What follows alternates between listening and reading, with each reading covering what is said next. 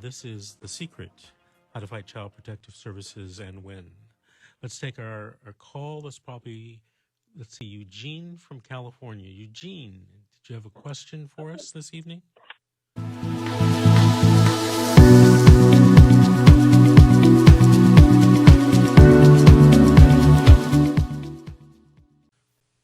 Yes, I do.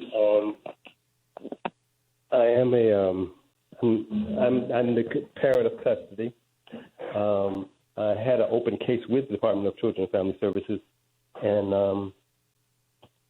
and what happened was that after both births, my fiance at the time, she had postpartum depression, and so each time, can you hear me? Loud and clear, Eugene. Okay. So both times she had postpartum depression, and after the second, she just really never came back.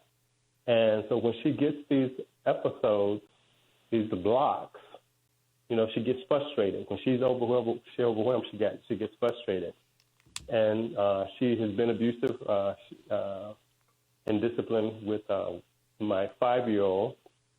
And one time I came home, she was having a block about what to prepare for dinner, and she actually stabbed me with a kitchen knife. So she's out of the pictures in that sense that there was a restraining order in place for her, to protect me. But since then, so the Department of Children and Family Services were familiar with me and my family. Dating back from 2.5 years ago. But since then, since I had full custody, a couple of things have happened. I got cancer. I had 2 organ cancer, and COVID started.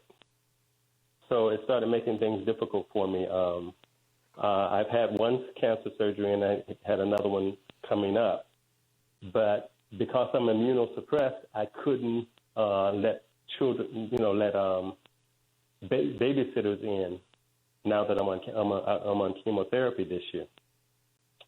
So I did something that I admit that I shouldn't have done. I let the mother, when she got out of jail last year, I let her gradually start seeing the kids, because once I got my cancer diagnosis, I said, hey, suppose I die, maybe. Maybe I should start reorienting the mom with the children in the event of my untimely demise. So the mother, in one of those episodes, as COVID came in, she started having problems. She lost her job. Being a parolee, she lost her job. She lost her home. So she started pressing, of course, okay, let me just stay with you then. And so I said, no, we can't do that. There is a restraining order. I'm just trying to let you get familiar with the children. And she just kind of lost it. And the 5-year-old tried to stop her to get her to leave that alone.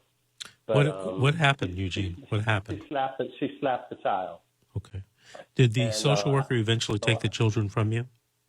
Yes, so they're charging me because dangerous environment. I let her back in. Right. Eugene. I let her back in the situation. Eugene, I'm just going to tell you the law. I'm going to be the messenger. Okay? So don't kill the messenger. So in my opinion, and I represent parents, you might have made a mistake there. But it's something that's easily resolvable. Okay, or did you ever get the kids back? I gave the kids up. They came. I gave the kids up now 2 weeks. Okay, where are they? Foster care. Don't you have any family, friends, or relatives that lives anywhere in the world? Eugene, they can live anywhere in the world. They don't have to live in your county or in your city. Not even your state.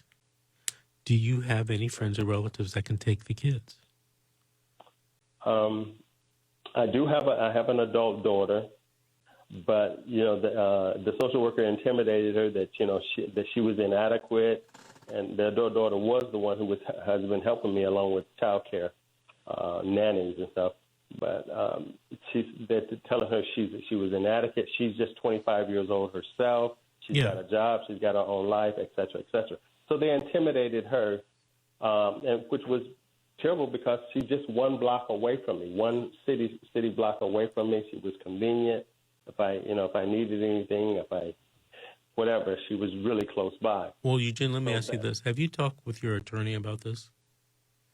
I have. I have a court-appointed attorney. I'm on my second court-appointed attorney. But have you talked to them about this situation? No, we didn't have time. Okay. When they decided to do a rush to get take the kids from me. I met the lawyer the day before on the phone. Okay, this is what you have to do, Eugene. You have to call that lawyer or email. Better yet, email. Yeah. Cynthia likes to do everything by email. Email your lawyer. I like that. Okay, email your lawyer and find out if you can have an appointment in person, via Zoom, via phone, so that you guys can develop a strategy to get your children back or get them with a friendly relative, including your adult daughter. Just because the social worker said no to your daughter doesn't mean that the children can't be placed with her. The person who makes that decision, that final decision, is the juvenile court judge. And I tell people this all the time. I think I